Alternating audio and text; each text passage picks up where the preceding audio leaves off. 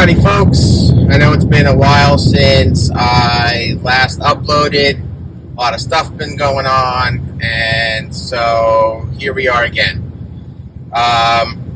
Just to give you a reintroduction, I'm a non-traditional doctor, actually, by now.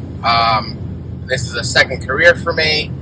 I applied to medical school twice. I had to retake some classes. I didn't do well in my undergraduate, but in my graduate I did phenomenal. This is a journey that took 13 years to complete, from 2003 when I first decided I wanted to apply to medical school until 2016 when I completed my fellowship in critical care. So, I kind of went over a few things, what it was like being a pre-med as a non-traditional student, what it was being a medical student as non-traditional, and I also went over some residency, and then we talked about, with Miss Non-Traditional Doc, my wife, what it was like. So, right now we're entering into application season, where both AACOMAS, which is for the osteopathic side, and AMCAS on the allopathic side are accepting applications for this year's season. And what I want to talk about are some strategies that I'm going to suggest. Now, again, these are suggestions. These are not things that you must do. You're all adults. You can decide what information that you would like to garner. Right now, just to give you an idea, we're on 295 North. We're going to be heading up to Princeton. And today is Saturday, July 22nd, 2023. So, first and foremost, before you even start to apply, you have to make sure that you have all of the information that is necessary to have a complete application. Okay? This means having all of the grades for your prerequisites already taken and already given to you, that any and all classes that you repeated are finished and you have a grade for them, that you have all your authors of letters of recommendation contacted. That way you have their contact information. And finally, make sure that you have your application essay written, edited, and finalized. In addition, finally, you have to make sure that your MCAT scores are released. So if you don't have any of those things, you can apply, and the schools are going to send you a secondary because that's a cash cow. But they're not going to look at your application until everything is complete. So do yourselves a favor and reduce the stress as much as possible. And first thing is first, make sure that all of the requirements are ready to go for you to not only enter, but to upload. So that's number one. Number two, you have to make your list of schools that you want to apply to, okay? If you're like most non-traditional students, you're not swimming in cash. And as a result, you have to make a decision as to which schools you're going to apply to. Now, the majority of those schools have to be realistic. One or two I would suggest are your reach schools, and, there's no such thing as a safety school because there's no guarantee that you're going to get into anywhere.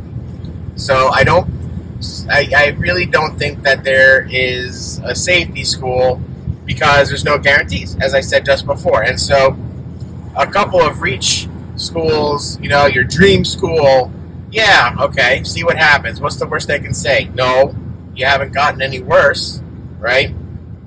Now, let's talk about looking at the schools that you want to apply to. So, first of all, you have to be realistic as to the region of the country that you are willing to move to. Because if you're not a fan of the heat, going to Arizona, New Mexico, or Texas these days doesn't sound like a good idea, especially with the 120-degree heat in the shade. If you're not a fan of the humidity, southern Florida and, the Gulf Coast states may not be for you. If you don't like the snow, forget New England, and you may also need to kind of think about, the northern Midwestern states if you really want to do that. If you like to be around people, the Midwest might actually also not be a place for you. So you have to take into account where you are willing to move to, okay? The next thing you need to take into account is if you're married, where is your spouse willing to move to? Because if they're going to go with you, which most of the time they will, because that's going to be a massive support system, they really should have a say as to where you're going to go. When I had this idea and I made a list of schools, I made the list, I wrote down where the school is, city and state, and I gave it to my wife. And from there, she told me where she was willing to move to. We had a list of requirements. At the time, we had 3 children. Our faith and religion is important to us. We're Jewish. And as a result, we wanted to be near a community because we wanted to be near a synagogue. And so we looked for areas within a reasonable radius of the school that has a community. So that was the second part. So the first part was, I'm going to make my list of schools that I'm going to be applying to, that I would like to apply to. That list then went to my wife, who then told me where she was willing or unwilling to go to. And the schools and the areas of the country that she was unwilling to go to were removed from my list. The next was cost. Now, this is a big, big deal, okay? With everything that's been happening with student loans and whatnot, you really, really need to take into account your cost of attendance, okay? Your cost of attendance is not only your tuition, but how much you're going to need to survive, including rent, food, maybe some gas money, okay?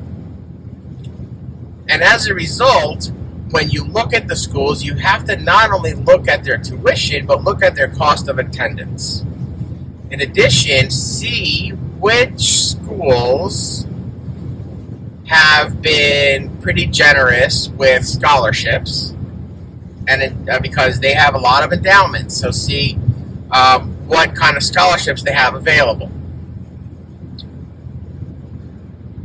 This is before you think about applying for scholarships. We're not even there yet, but you have to take a look at those things. So you have to take into account how much it's going to cost you to go to school, because unless you're going to be paying it through work study, which is hard, especially if you have a family, or you have enough money to pay it outright, or you have a way for someone to pay it for you, you're going to be taking out loans. And you don't want to be indebted for the rest of your life. And when we're talking loans, we're not talking undergraduate loans of $20,000 for the whole thing. No, we're talking usually six figures.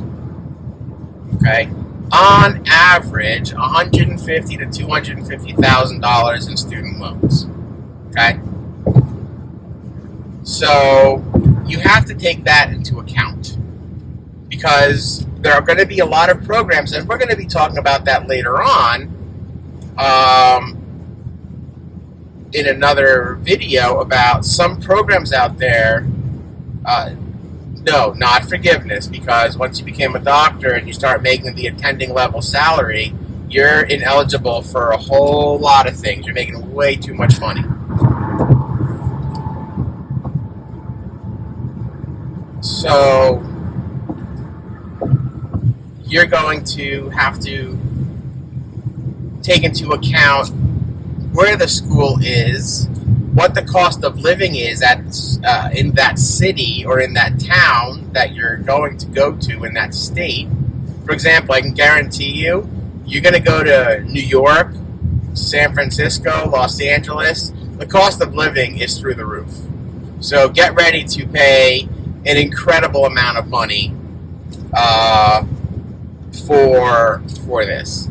And you know what they say about the person who goes to the number one medical school in the country and the person who goes to the number 200 medical school in the country, what they call them at the end of 4 years, right? They call each of them doctor.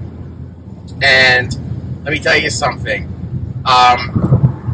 Yes, it's, to go to Harvard, okay, it's prestigious. Yes, there are opportunities, but if you want to be a physician, depending on the kind of physician you want to be, depending on what your career goals are, it may not matter, So, cost of attendance, okay? You don't want to be in debt for the rest of your life. Now, you have your list, okay? And we're going to talk about what to do next.